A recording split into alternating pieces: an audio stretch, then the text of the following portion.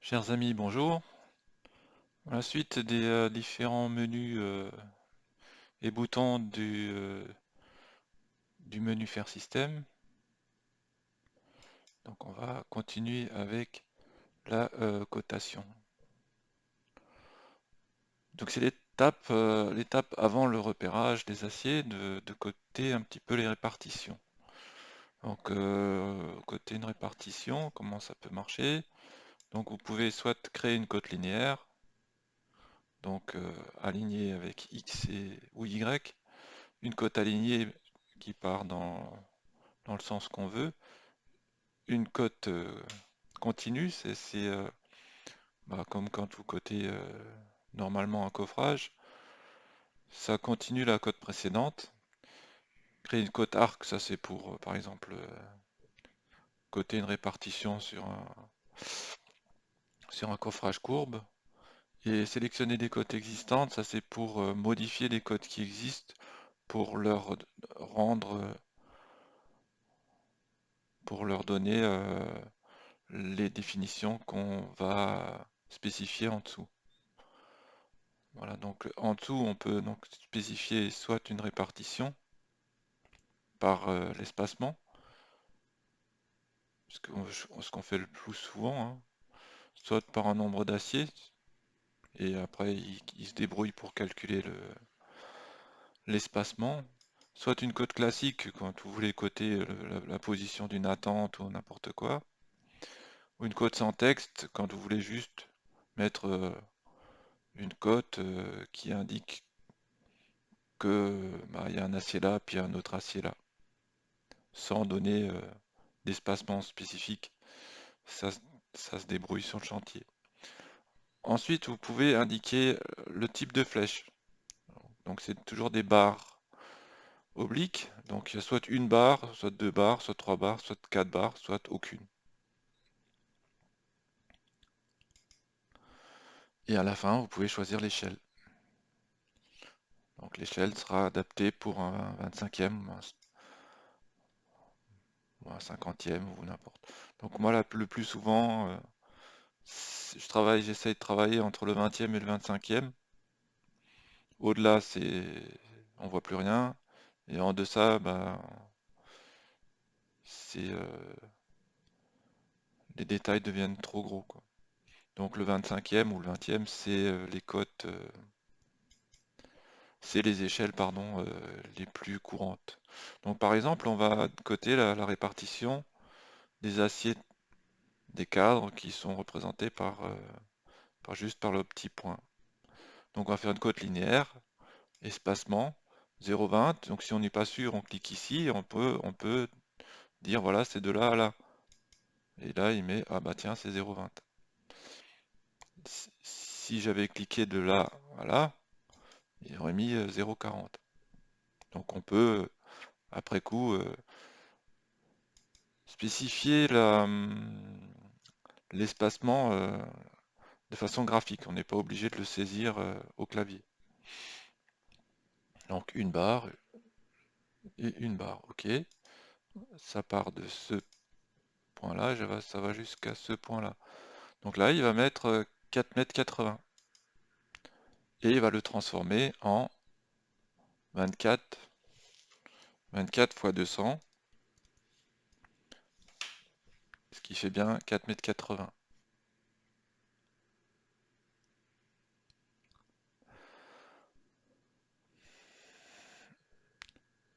Alors c'est une cote qui a été éditée, donc en principe une cote éditée, quand on la bouge, elle n'évolue pas. Donc le 24 fois 200 resterait 24 fois 200. Donc si je fais ça, ça devient 23 fois 200. Parce qu'il y a un petit logiciel qui espionne les cotes qui correspondent à la cotation de ferraillage et que vous trouvez dans les options. Non, pas dans les options. Dans... Excusez-moi, c'est pas dans les options.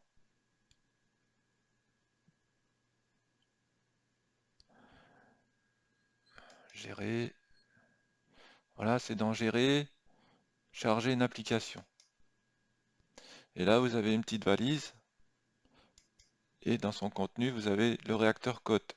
C'est cette petite application qui est lancée au démarrage qui fait en sorte que le x fois 200 devienne y fois 200 quand vous changez la cote. Voilà.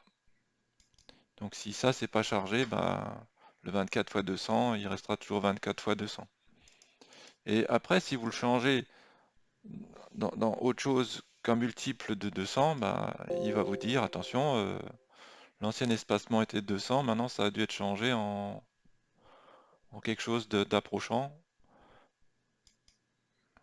pour que ça fonctionne, pour que ce soit juste. Si vous le remettez à sa place, bah, le 196,6, il se remet en 200, donc 24 fois 200. Bien sûr, de l'autre côté, c'est la même chose, hein. Si vous changez là, ça changera également la valeur indiquée dans la cote. Donc moi là on est en train de travailler en mètres et moi j'aime bien coter en millimètres. Si vous n'aimez pas coter en millimètres et vous voulez des mètres, il faudra changer le style de cotation correspondant au code 25. Donc ici, moi j'ai mis un facteur d'échelle de 1000 avec une précision au dixième de millimètre.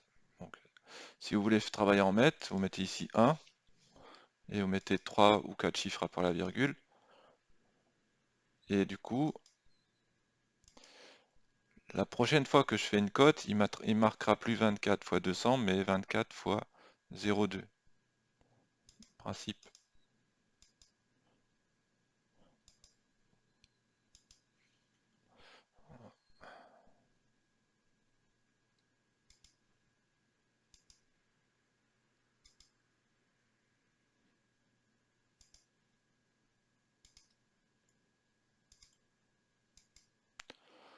Voilà, 24 fois 0,2. Et donc celui-là, si vous le changez, 23 fois 0,2. Ok. Donc on va le remettre comme j'aime bien. Donc modifier.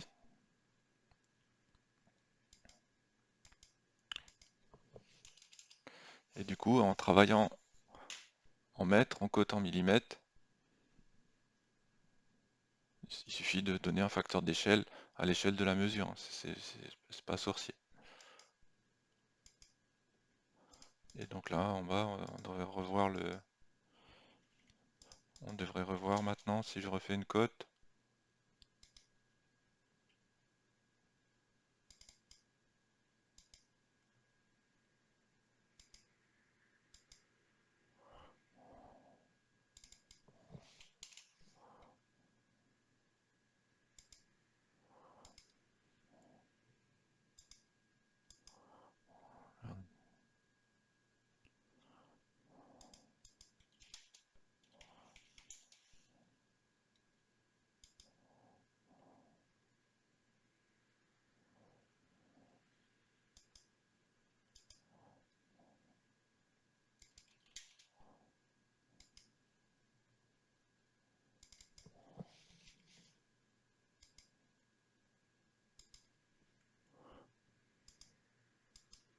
Voilà, 24 fois 200 et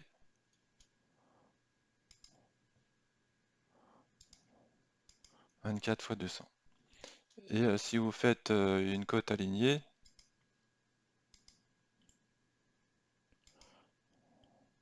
il fait 24 fois 200. Et cette cote, elle est tout aussi associative que la cote précédente. Voilà, donc vous pouvez coter soit en X, soit en Y, soit en aligné. Et en cote arc. Donc là, vous pouvez dire, donc il faut avoir un arc et dire voilà, cet arc-là, je veux le coter. Et là, il va faire, voilà, c'est 20 fois 200 suivant l'arc.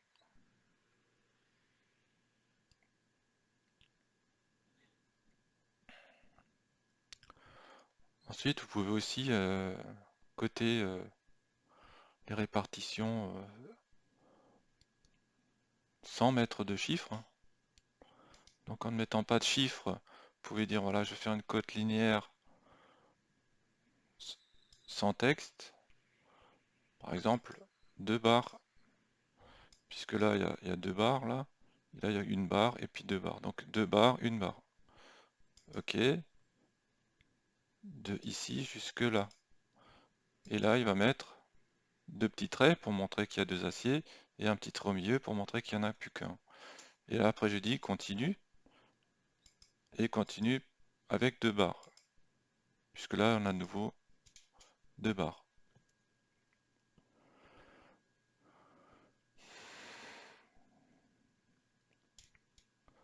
Voilà, on peut dire cote linéaire, 2 barres au début, 2 barres à la fin, et on fait par exemple ceci. Voilà, donc j'ai 2 aciers sur une face et 2 aciers sur l'autre face. Donc 1, 2, 3, 4 aciers. Et en bas, je peux faire une cote linéaire, une barre, une barre.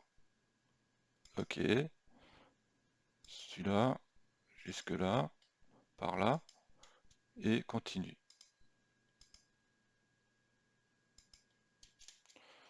Et du coup, bah, j'ai repéré un petit peu tous mes aciers. Voilà, cette cote-là, vous pouvez la coller ici pour pouvoir repérer ces 2 aciers qui sont les mêmes que sur la coupe, sur cette élévation.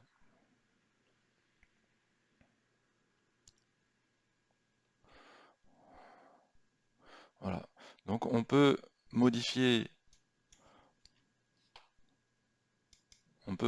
les codes qui existent.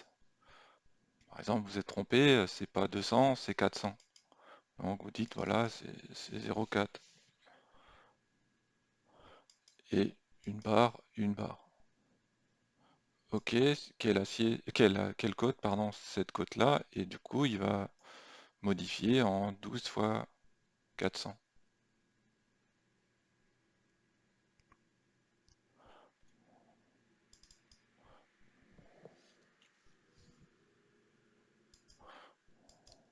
« 24 fois 200, qui est la même chose.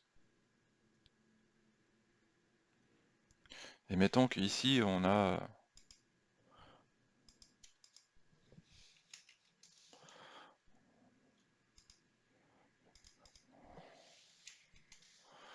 4 aciers au lieu d'en avoir 1, 2, 3, 4, 5, 6, 7, 8, on en a 8 au lieu de 4.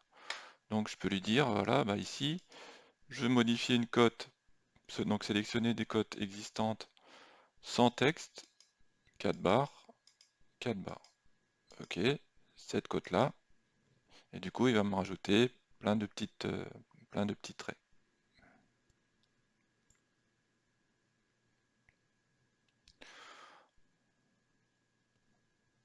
Voilà grosso modo ce qu'on peut faire avec cette ligne de cotation. On peut aussi faire une cote classique, si vous voulez positionner la cote d'un acier, enfin positionner un acier par rapport à un coffrage, ou la longueur d'une attente, ou peu importe. Donc vous pouvez dire par exemple, bah, de ici jusque là, j'aimerais que cet acier soit positionné à cette cote-là. Donc là, il y avait encore les 4 barres là, donc si on veut qu'une barre, je vais sélectionner cote existante, cote classique, ok, cette cote-là, et il va me remettre une cotation plus conforme à une cote de position.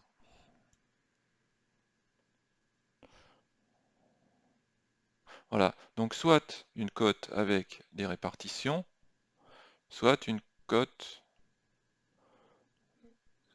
vide avec les barres qui vont indiquer le nombre d'aciers concernés. Donc soit en cote linéaire, comme ici, soit en cote alignée, comme ici, soit en cote arc, comme ici. Et puis la cote alignée linéaire, on peut bien entendu les continuer. Une fois qu'on en a une, on peut en faire 2, 3, 4, 5 à la file. Et sélectionner les cotes existantes, ça c'est pour modifier les cotes qui ont été créées précédemment. Voilà ce qui est possible de faire avec le menu cotation. Ensuite, pour terminer, vous avez vu que le style de code s'est créé tout seul. Et puis donc comme moi, j'aime bien que ça me crée une cote directement en millimètres alors que je travaille en mètres. Pour ceux qui voudraient travailler en mètres et qui veulent pas à chaque fois changer le, le rapport de 1000 en 1 et puis les nombres de décimales jusqu'à 3, ils peuvent directement modifier le modèle. Donc le modèle, c'est un fichier DWG, hein. Donc vous allez sur l'endroit où vous avez installé le logiciel, donc les différents blocs gabarit, compile, slide, tout ça, et vous allez sur bloc gabarit. Et là vous trouvez trois fichiers, code 0, code 3 et code 2. Donc ces trois fichiers, ils permettent de définir un modèle pour le mètre, pour le centimètre et pour le millimètre. Donc code 0 c'est pour le mètre, code 1 ce serait pour le décimètre, mais bon, je pense pas qu'il y ait beaucoup de monde qui travaille en décimètre. Code 2 c'est pour le centimètre et code 3 c'est pour le millimètre. Donc ceux qui travaillent en millimètre, ils vont pouvoir paramétrer code 3, ceux qui travaillent en centimètres, ils vont pouvoir paramétrer code 2, donc, et ceux qui travaillent en mètres, ils peuvent paramétrer code 0. Donc quand j'ouvre, voilà, bah c'est un modèle de ligne de repère. Donc les lignes de repère, ça a cette tête-là, et les codes, ça a cette tête-là. Donc quand vous voulez changer une fois pour toutes vos codes pour que ici ça n'affiche plus des millimètres mais des mètres, vous tapez des dim pour aller dans les styles le gestionnaire des styles de code. Gestionnaire de style de code, il vous affiche un seul style de code qui s'appelle 46-code-gabarit et c'est celui qui va servir de modèle pour toutes les codes utilisées dans le logiciel de ferraillage. Donc ça, toujours cette forme-là, hein, 46-code-gabarit avec une précision pour les codes angulaires, une précision pour les codes de diamètre et une précision pour les codes radiales. Parce que pour les codes classiques, ben, ce sera des barres obliques. Pour les codes angulaires, ce sera des flèches, ainsi que pour les diamètres et les rayons. Comme ici, c'est des flèches. Donc si on veut passer en millimètres, ben, on va sur 4.6 code gabarit, on fait modifier, et là on remplace le 1000 par 1, et on donne un peu plus de chiffres après la virgule. Si on veut aller jusqu'au millimètre au niveau de la précision. On fait OK, fermer, et du coup, bah, ici, la cote n'est plus en millimètres, mais en mètres. Et si je fais enregistrer,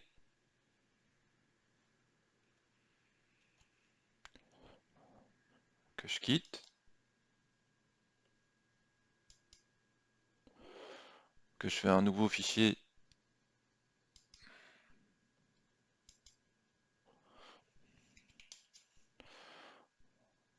en mètres. Ok.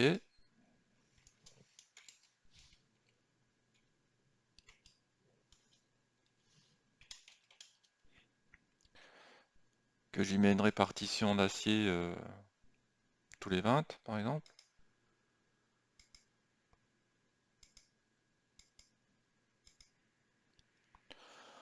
Et que je code ça avec une cote linéaire au 25e. Voilà, de là à là. En principe, ici, il me met tout en mètres, non plus en millimètres. Voilà, donc vous pouvez choisir le style de cote qui sera